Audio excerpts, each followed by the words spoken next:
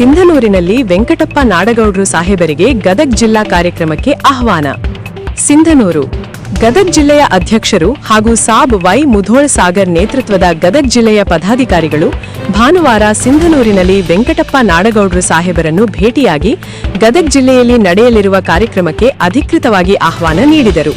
ಈ ಸಂದರ್ಭದಲ್ಲಿ ಗದಗ್ ಜಿಲ್ಲೆಯ ವಿವಿಧ ಪದಾಧಿಕಾರಿಗಳು ಉಪಸ್ಥಿತರಿದ್ದು ಕಾರ್ಯಕ್ರಮದ ಕುರಿತು ವಿವರಗಳನ್ನು ಹಂಚಿಕೊಂಡು ವೆಂಕಟಪ್ಪ ನಾಡಗೌಡ್ರು ಸಾಹೇಬರ ಭಾಗವಹಿಸುವಿಕೆಯನ್ನು ವಿನಂತಿಸಿದರು.